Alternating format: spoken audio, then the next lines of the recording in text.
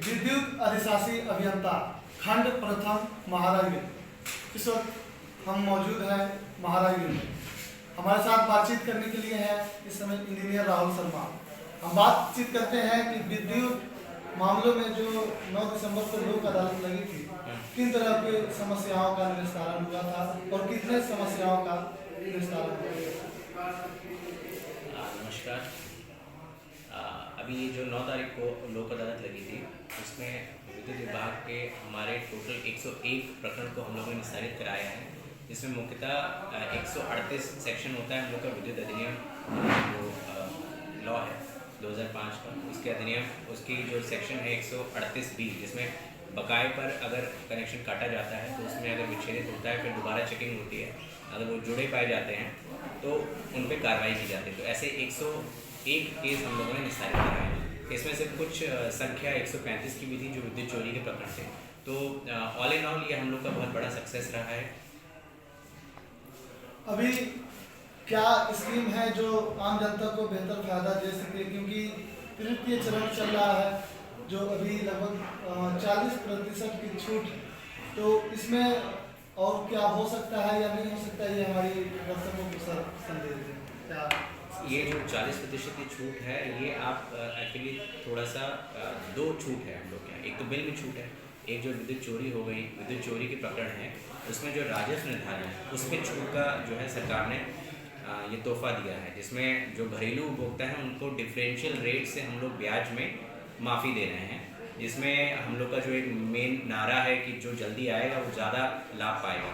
मतलब कि जो प्रथम चरण में अगर पंजीकरण करा लेगा उसको ज़्यादा लाभ है, द्वितीय चरण में जो पंजीकरण कराएगा उसको कम लाभ है, और तृतीय चरण में जो पंजीकरण कराएगा उसको थोड़ा कम लाभ है।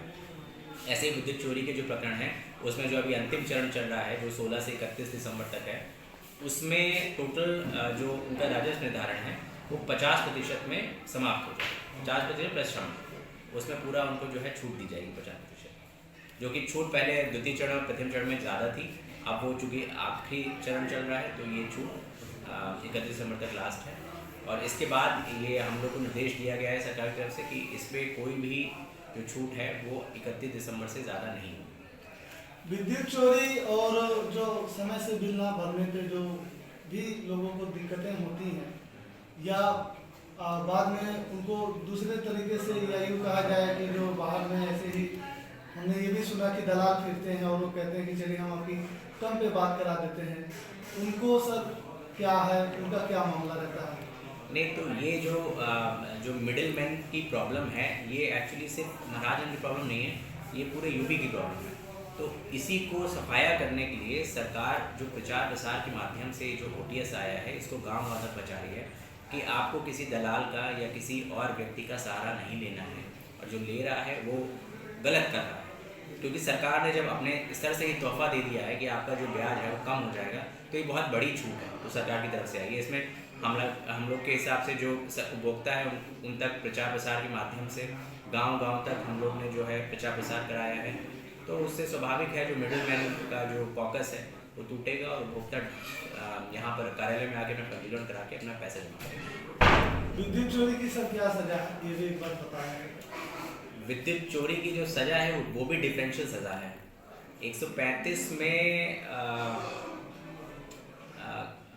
फाइन है, फाइन तो रहता ही है जो हम लोग निर्धारित करते हैं असेसमेंट का, प्लस अगर वो 2 बार कंजिक्यूटिवली अगर चोरी करता पाया जाता है तो विद्युत विभाग उसको जिंदगी भर के लिए निषेध कर सकता है कि उसको विद्युत संयोजन नहीं मिलेगा।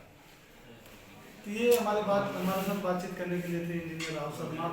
आपने अभी इनसे सुना कि विद्युत चोरी अगर करते हैं तो फिर क्या सजाएं होंगी, इसलिए सतर्क रहिए, सावधान रहिए, दलालों से बचिए, और किसी भी तरह की कोई समस्या हो तो डायरेक्ट आकर